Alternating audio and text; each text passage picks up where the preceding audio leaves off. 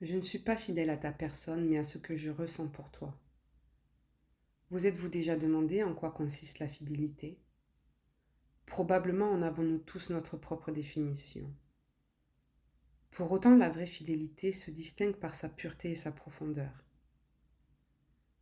La fidélité prend une grande place dans les relations de couple, car c'est un concept auquel on accorde beaucoup d'importance. On considère donc la fidélité comme étant l'une des valeurs fondamentales du couple.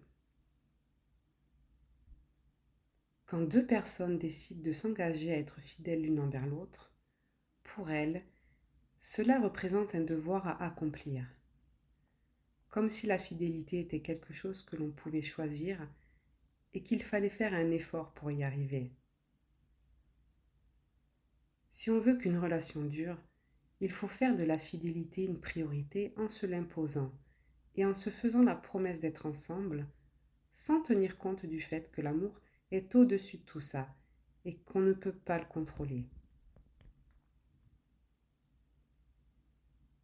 Dans une relation amoureuse où la fidélité domine, il n'y a pas de place pour le sacrifice, ni pour la répression du désir d'être avec l'autre. Tant qu'il y a de l'amour, alors il y a de la fidélité. L'amour est une énergie indispensable et cela nous fait peur. Mais au fond, la fidélité, qu'est-ce que c'est? Qu'est-ce que ça représente? C'est un concept abritant un certain nombre de peurs cachées. Parfois on confond fidélité et possession. Dans les relations, la fidélité est utilisée comme une arme à double tranchant, comme un engagement allant au-delà de l'amour et du respect. En se cachant derrière la morale et les principes, les gens tentent simplement de s'assurer du fait que la personne qu'ils aiment les aime aussi. Être fidèle devient alors davantage une obligation qu'un acte en lien avec ce que l'on ressent. Si dès le départ, le fait d'être avec l'autre et de lui rester fidèle suppose un effort, c'est donc que notre amour n'est pas suffisamment fort. Si on se trouve dans cette situation, le dévouement pour l'autre n'est pas suffisant pour que s'instaure une fusion avec l'autre, ainsi que la satisfaction de n'avoir besoin de personne d'autre.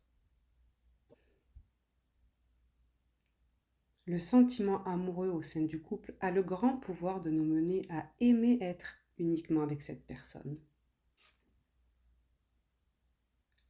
Par conséquent, un bonheur ne passant pas par la culture ou la morale, mais bien par le sentiment, le respect et la cohérence envers soi, ne sera jamais considéré comme une obligation. Le fait d'être fidèle à ce que l'on ressent est quelque chose de spontané, profondément enraciné au sentiment amoureux.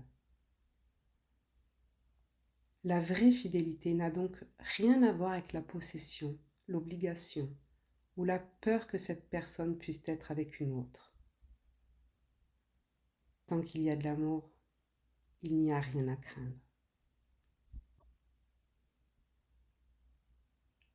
L'existence de l'infidélité est un indicateur qui nous permet de voir si l'amour est impliqué ou non, et qui nous pousse à tout faire pour le raviver.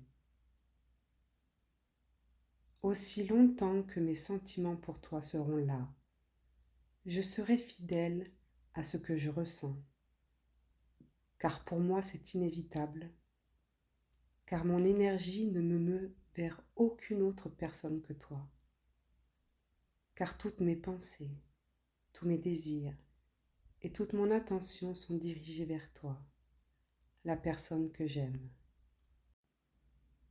Je ne suis pas